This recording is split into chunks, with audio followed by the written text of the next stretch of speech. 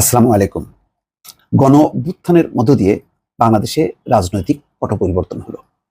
এখন প্রশ্ন হলো যে আগামী দিনে কারা ক্ষমতায় আসবে? কে ধরবে দেশের হাল? এটি মোটামুটি পরিষ্কার।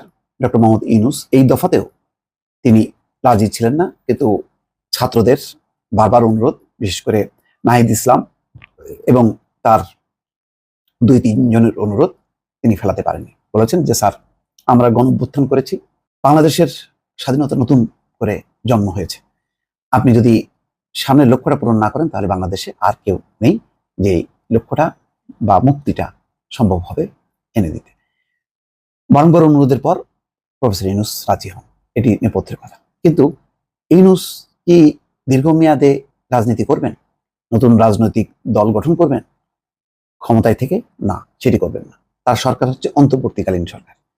তিনি যদি কোনো নতুন রাজনীতি করতেও চান, তিনি হয়তো কোনো নতুন রাজনৈতিক শক্তিকে সমর্থন দিতে পারেন, বলতে পারেন যে তোমরা করো, আমার সমর্থন আছে। এটা যে কোনো রাজনৈতিক দলই যদি সমর্থন চায় তিনি কিন্তু করবেন।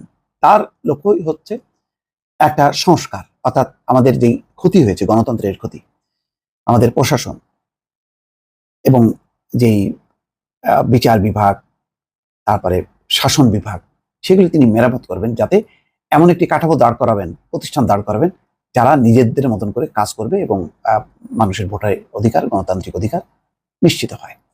তেমন একটি কাজ করে তিনি বিদায় নেবেন, অর্থাৎ ভালো কাজের মধ্য দিয়ে তার শেষ জীবনটা তিনি শেষ করবেন। তিনি একটি রাজনৈতিক দল করে এই ক্ষমতায় থেকে যাবেন, এই মানসিকতা নিয়ে কিন্তু দেশে ফেরেননি। এটা কিন্তু তিনি বাংলাদেশে এসে আজকে প্রথমেই কিন্তু এই কথা বললেন, যদি সহিংসতা চলতে থাকে তাহলে আমি বুঝবো আমার আর দরকার নেই। তার মানে যে কোনো মূল্যে সহিংসতা বন্ধ করতে হবে। এটি যদি তিনি বা তার সরকার না পারে তাহলে তিনি থাকবেন না। এরকম মনোভাব যার, তিনি আসলে ক্ষমতায় আঁকড়ে থাকবেন না। কিন্তু গণঅভ্যুত্থানের মধ্য দিয়ে যে ঘটনাটা ঘটে গেল, নতুন একটি রাজনৈতিক শক্তি চলে আসলো, যেই শক্তি বাংলাদেশে এক ধরনের রাজতন্ত্র তার কবর রচনা করলো, পরিবারতন্ত্রের একেবারে চির অবসান ঘটিয়ে দিল। অর্থাৎ এমন একটা ধারণা ছিল যে বঙ্গবন্ধু স্বাধীনতা এনেছে, সেই স্বাধীনতার উত্তরসূরি হিসেবে বঙ্গবন্ধুর কন্যা শেখ হাসিনা তিনি হচ্ছেন দেশ চালাবেন যতদিন তিনি জীবিত থাকেন, অথবা তার পরিবারের অন্য সদস্যরা চালাবেন, তাদেরই অধিকার আছে। এই জন্য তিনি প্রায় বলতেন যে আমার বাবা স্বাধীনতা এনেছে, আমি এখন এই স্বাধীনতা অর্থাৎ রক্ষা করব, বা এই দেশ আমি চালাবো মুক্তিযুদ্ধের চেতনায় এবং উন্নয়ন করব। এখানে জামাত, বিএনপি, স্বাধীনতার পরাজিত শক্তি কোনো ঠাঁই নেই। তার মানে হচ্ছে আওয়ামী লীগের বাইরে অন্য যেই রাজনৈতিক শক্তি যারা ক্ষমতা আসতে পারে, যেমন বিএনপি, জামাত, তারা হচ্ছে মুক্তিযুদ্ধের পরাজিত শক্তি। তাদেরকে ইঙ্গিত করে বলা হতো এরা যেহেতু স্বাধীনতা বিরোধী রাজাকার, সুতরাং এদের ক্ষমতায় থাকার কোনো অধিকার নেই। তাহলে এরা যদি না থাকে তাহলে ক্ষমতায় কে থাকবে? তাহলে আওয়ামী লীগ। তাহলে আওয়ামী লীগ ছাড়া বিকল্প নেই। এক ধরনের এইরকম একটি বক্তব্য দিয়ে তিনি কিন্তু রাজতন্ত্র বা একনায়কতন্ত্র, একটা ফ্যাসিজম মোটামুটি প্রতিষ্ঠা করেছেন। এই যে কোটা সংস্কার আন্দোলনের, এটাও কিন্তু তার ওই মাথা থেকে, যে সেখানে একটা বিভেদ, যেখানে মুক্তিযোদ্ধারা চাকরি বাকরি করবে আর বাকিরা হচ্ছে রাজাকার, ফলে তাদের অধিকার নেই। এই যে বিভেদ টানার বিরুদ্ধে ছাত্র জনতার যে অভ্যুত্থান, এই অভ্যুত্থানের মধ্য দিয়ে নতুন একটি রাজনৈতিক বাস্তবতা তৈরি হয়েছে।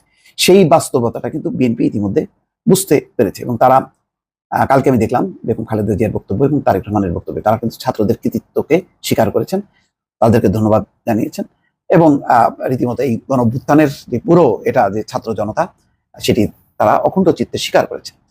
কিন্তু এখন স্বীকারটাই কি বড় কথা?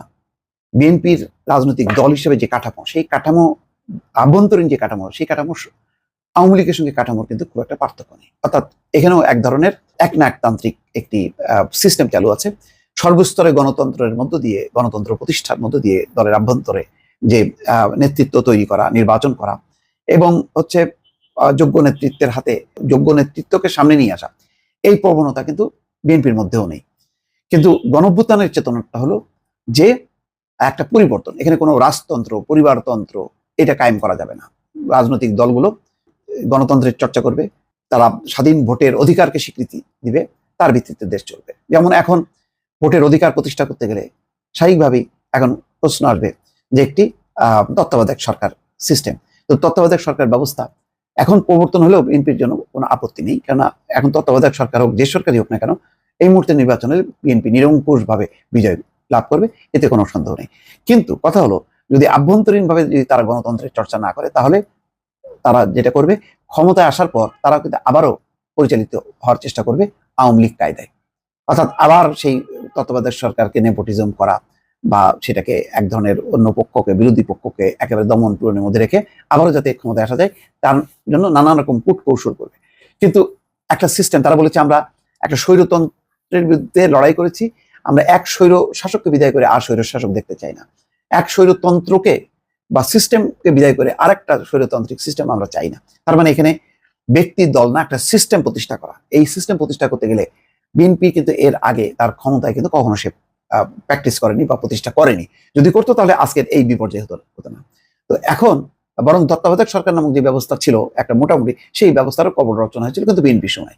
এই যে বিচারপতিদের বয়স বাড়ানো, এই পরিস্থিতির মধ্য দিয়ে, তারপরে যাক এই বিস্তারিত আর না বলি, এটা আরেক আলোচনায় বলি।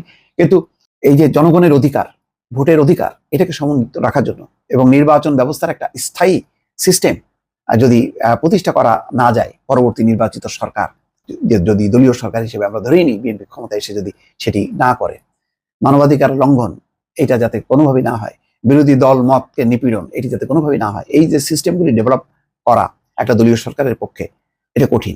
সেই কঠিন কাজটা কি বিএনপি করতে পারবে?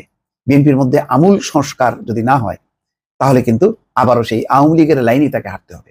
এখন এই গণঅভ্যুত্থানের মধ্যে দিয়ে মানুষের মধ্যে, সাধারণ মানুষের মধ্যে একটি চেতনা সঞ্চারিত হয়েছে, জনগণই সকল ক্ষমতার উৎস। ফলে জনগণ জানে যে কোনো স্বৈরতন্ত্রকে আন্দোলনের মধ্য দিয়ে হটানো সম্ভব। জনগণ এই যে শক্তির একটা সন্ধান পেল, এই শক্তিটাকে ধারণ করে রাজনৈতিক দলগুলো, বিএনপি সহ অন্য সকল রাজনৈতিক দল যদি তারা আভ্যন্তরীণভাবে গণতান্ত্রিক না হয়, গণতন্ত্রের চর্চা না করে, তাহলে দেশে গণতন্ত্র প্রতিষ্ঠা করতে পারবে না, এটা মোটামুটি পরিষ্কার। সুতরাং এই গণঅভ্যুত্থানের মধ্য দিয়ে রাজনৈতিক দল, বিশেষ করে বিএনপি, যারা সম্ভাব্য আগামীতে ক্ষমতা আসতে পারে, তারা কতখানি পরিবর্তন হবে, তারা এই চ্যালেঞ্জটা গ্রহণ করতে পারবে কিনা, এই গণঅভ্যুত্থানের এই চেতনার চ্যালেঞ্জটা, যে চ্যালেঞ্জটা তার দলকে পুরো এটা মেকানিজমটা, সিস্টেমটা পরিবর্তন করতে হবে। দলের নেতাদের বক্তব্য, বিবৃতি, আচরণ কেন্দ্র থেকে শুরু করে তৃণমূল পর্যন্ত গণতান্ত্রিক করতে পারবে কিনা, মানুষের পক্ষে থাকবে কিনা, নাকি ছাত্রলীগের কার্যক্রমের বদলে সেই ছাত্র দল, অর্থাৎ ছাত্রলীগ যে চাঁদাবাজি, লুণ্ঠন, লুটপাট, মানুষকে অত্যাচারের যে অর্গানগুলো তারা তৈরি করেছে এই 15 বছরে, সেই সিস্টেমটা কি তারা বসে যাবে, নাকি ভিন্ন একটি চিন্তা চেতনা আলোকে দলকে সাজাবে, সরকারকে সাজাবে? তাকে এখনই সিদ্ধান্ত নিতে হবে এবং এখনই এই লক্ষ্যে কাজ করতে হবে। নতুবা কিন্তু আবারও সেই ছাত্র জনতার অভ্যুত্থান, এই অভ্যুত্থানটা মাথায় রেখেই রাজনৈতিক দলগুলোকে তার আমূল পরিবর্তন বা সংস্কার ঘটাতে হবে। তা নাহলে কিন্তু মহা বিপদ হবে। কেননা জনগণ কি করতে পারে সেটা কিন্তু হাসিনা সরকারকে উৎখাতের মধ্য দিয়ে কিন্তু সেটা তারা দেখিয়ে দিয়েছে। সুতরাং বলবো, সাধু সাবধান।